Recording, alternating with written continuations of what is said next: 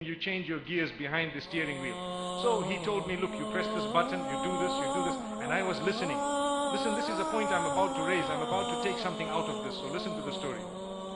He tells me, you do this, there is a plus sign and a minus sign, you lower the gear here, you raise it there, and then he tells me, if you want to hear the sound. Now, there is a sound of these vehicles. Then when you are driving at gear 4, you just suddenly put it in 3, and he says you will hear them. You know what I'm saying? You suddenly hear the sound, and that is what makes a Lamborghini, the sound. Subhanallah. So what happened is, I obeyed instructions. Why? Because the man knows more than me what to do with the vehicle, and he has probably read the manual before me, and it's his vehicle, so he has to tell me, and I am a fool if I don't listen to him. I'm a fool. If I press the accelerator instead of the brake, what happens? I am foolish. So man becomes so foolish. The one who made the Lamborghini, we are ready to follow his instruction. But the one who made man, who is much more sophisticated, we are not ready to follow his instruction. Look at how man is. And we think for a moment that he did not send us a manual. He knows. There is a brake. I need to apply brakes at a certain point in my life. I cannot carry on the way I am carrying on, turning away from my own maker. There must be a brake.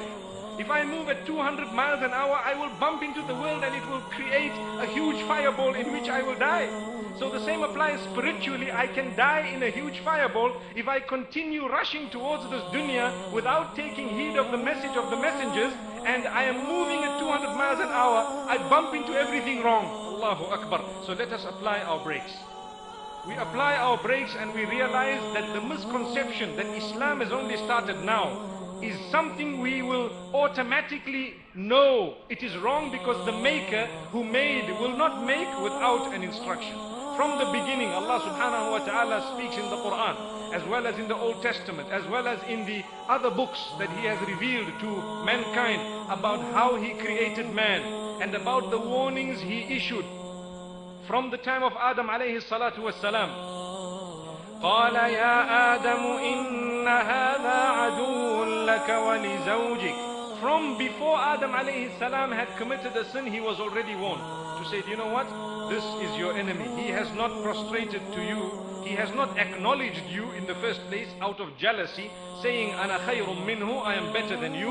So he is your enemy. Be careful. He has already taken a promise or made a promise to lead you astray. Watch out. Watch out. So we ask Allah subhanahu wa ta'ala to protect us all from the beginning. Thereafter, when Adam alayhi salatu wassalam came down and he arrived on the earth, what happened? Allah subhanahu wa ta'ala warned him again, and Allah sent him messages again, and Allah subhanahu wa ta'ala instructed him to warn his own children, and this is why he told his children and he warned them, and so on. So from the very beginning, the people who were submitted to Allah at the time of Adam were known as Muslim, which means submitters. The people who did not submit were not known as Muslim because they did not submit. And this is why as we go down the ladder, we will find the Prophet Nuh, the Prophet Noah, may peace be upon him. He came with the message. He told the people what to do. Those who accepted his message were surrenderers. They surrendered and they accepted the law of the Almighty, and therefore they were known as Muslim. And yes, later on, when Allah subhanahu wa ta'ala sent Muhammad sallallahu alaihi wasallam, Allah told him, Allah subhanahu wa ta'ala told him that before you, we have sent messengers, many messengers.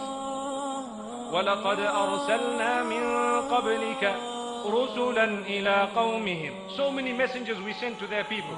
And there are so many verses of this nature. The Quran is full of verses.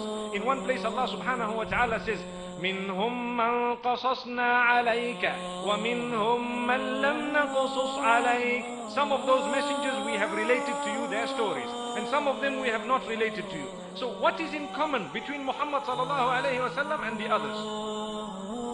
Allah subhanahu wa ta'ala says that He has sent the messengers, all of them had one message. What was the message? أَنِ اعْبُدُوا اللَّهَ وَاجْتَنِبُوا الطَّاغُوتَ. Worship Allah alone and be careful of Taghut. Taghut has a very broad meaning. Anything wrong, anything to do with the devil and shaitan, anything in the wrong direction is known as taghut. And therefore we should be careful of